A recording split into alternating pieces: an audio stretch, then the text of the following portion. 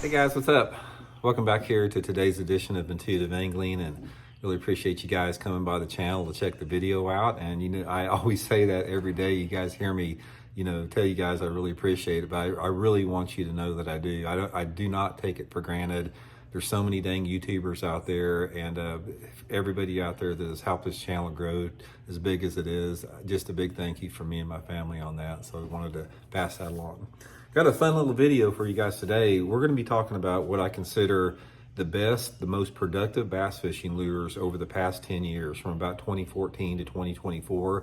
I've actually got 5 of them out here that, in my opinion, these lures probably caught more fish and contributed more to, guys catching bigger and more fish than any other lures out there. So I'm going to go over today's video and give you guys a little bit of tips and advice on when each of them work and when you want to throw them. Also, guys, just a quick reminder out there, anyone interested in becoming a channel member here of Intuitive Angling, all you got to do is go to my YouTube homepage, hit that join button for information. Channel members get extra videos every week that aren't seen by the public. I usually try to reserve some of my more highly secretive stuff for the channel members, and also some access to my email address for your fishing questions. So if you guys are interested, just check it out on the YouTube homepage there. Okay, guys, let's get into this. I'm going to go over each one of them one by one and explain to you guys when I fish them and what I think the best times are. The first one, guys, most productive, five of the most productive of the past 10 years, is arguably a little 3-inch swim bait. This is the Megabass 3-inch spark shad. Kitech makes that little 3-incher or 2.4-incher. Guys, a 3-inch or 2.5-inch little swim bait here, fished on a little like an 1/8 ounce jig head, something like that.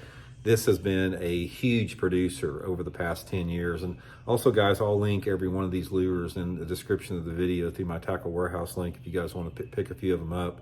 But this little 3-inch swim bait has been a mainstay, not only for the spotlighting group out there, but even prior to the spotlighters coming along, just fishing it.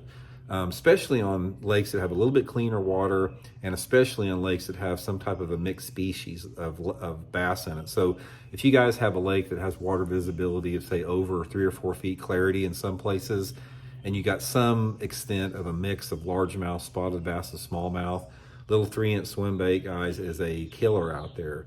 You can't go wrong. One of the best ways to do it, guys, is put it on 6-pound test, fluorocarbon line. Just get out there and fish main lake and secondary points with them. It's pretty easy to do. Just get out there and 10 to 20 foot of water and just start fan casting around. Make one cast, let it sink for 5 or 10 seconds, start reeling it in, make another cast, let it sink to the bottom, start reeling it in.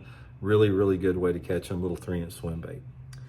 Okay, the next one, guys, arguably this is probably the most productive tournament lure prior to spotlighting coming along, is just the bladed jig chatterbait. Bladed jig chatterbait has been responsible for lots and lots of high tournament finishes, lots and lots of quality fish. One of the things that we have found out about a chatterbait over the past 10 years is the versatility of it.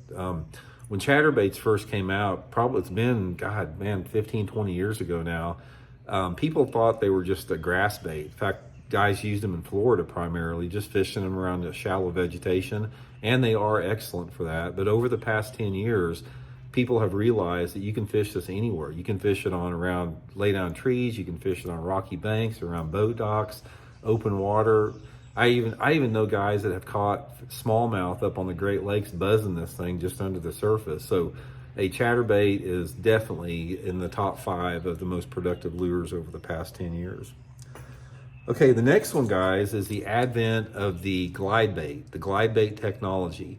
This is something that you've really seen taken off over the past 10 years. There's been a big surge in not only the commercial type, glide baits that are commercially available through the bigger tackle manufacturers, but there's been a big market in the people just carving them out by hand.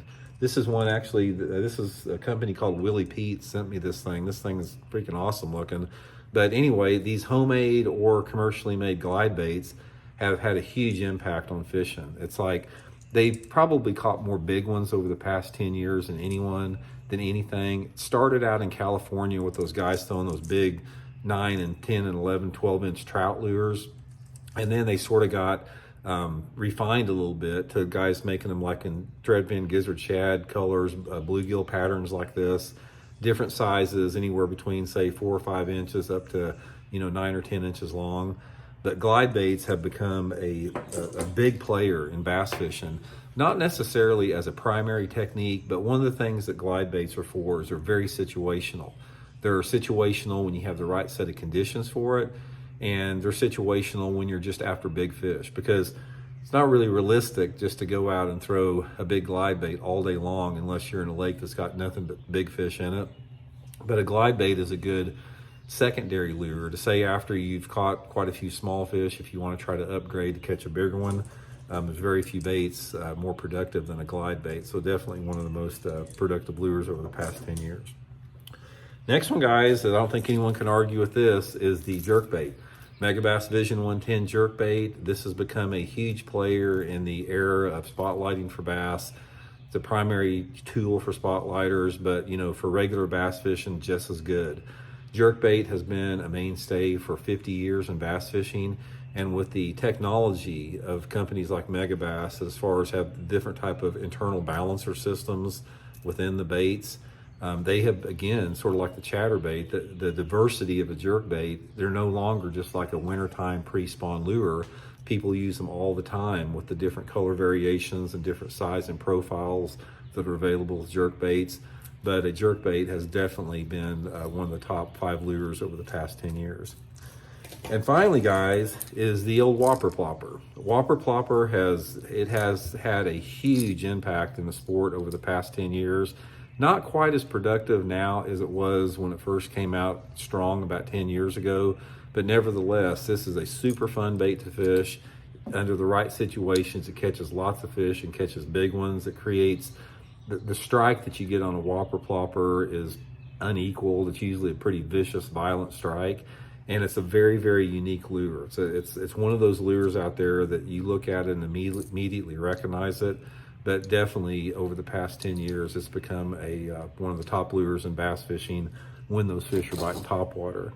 But anyway, guys, there's a bunch of other good lures out there, but I got thinking about it, and it's like over the past 10 years, these are probably 5 that have had that have probably caught just as many or more fish than any other lures out there. So I just wanted to pass that along to you guys. Again, I'll link them all in my tackle warehouse link in the description of this video, and I will check in with you guys later.